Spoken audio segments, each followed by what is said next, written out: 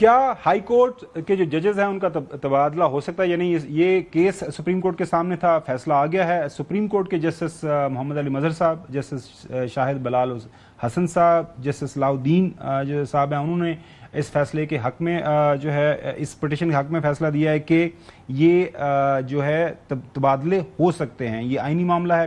جبکہ جسٹس نعیم اختر افغان صاحب اور جسٹس شکیل احمد صاحب نے اس فیصلے سے اختلاف کیا ہے۔ اسلام آباد ہائی کورٹ کے تینوں ججز کا ٹرانسفر آئین اور قانون کے مطابق ہے۔ ججز ٹرانسفر کو نئی تقرری نہیں قرار دیا جا سکتا، یہ اکثریتی فیصلہ فرما رہا ہے۔ ججز کے تبادلے کے نوٹیفیکیشن کو عدم قرار نہیں دے رہے صدر مملکت، سینیارٹی کے معاملے کو جتنی جلدی ممکن ہو طے کریں اکثریتی فیصلہ۔ ہمارے ساتھ راجہ محسن ایاز موجود ہیں، ان سے جانتے ہیں۔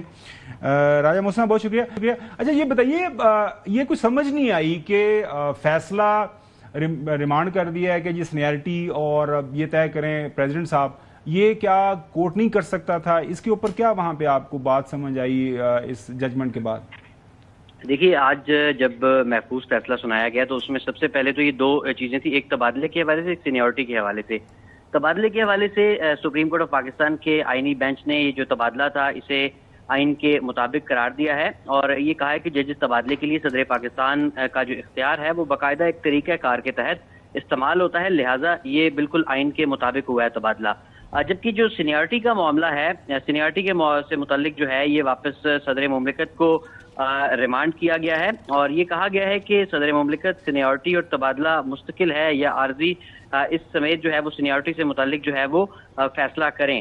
اس کے ساتھ ساتھ جب تک یہ فیصلہ ہوتا سینیارٹی سے متعلق صدر پاکستان کے فیصلے تک، جسٹس سرفراز ڈوگر قائم مقام چیف جسٹس اسلام آباد ہائی کورٹ کے طور پر اپنی جو ذمہ داریاں ہیں وہ سر انجام دیتے رہیں گے۔ اور یہ جو فیصلہ ہے یہ 3-2 کے تناسب سے سنایا گیا ہے۔ جسٹس نعیم اختر افغان اور جسٹس شکیل احمد، دو ججز، ان کی جانب سے اس اکثریتی فیصلے سے اختلاف کیا گیا ہے، جبکہ جسٹس نعیم اختر افغان اور جسٹس شکیل احمد کی جانب سے جو اختلافی نوٹ دیا گیا اس میں یہ کہا گیا ہے کہ اسلام آباد ہائی کورٹ میں ججز ٹرانسفر کو جو ہے وہ کالعدم قرار دیا جاتا ہے اور ٹرانسفر کے معاملے پر یہ بھی کہا گیا ہے اختلافی نوٹ میں کہ صدر مملکت نے یہ جو بالکل صحیح ہے، دونوں طرف کی چیز ہمارے سامنے آ گئی۔ بہت شکریہ راجہ محسن۔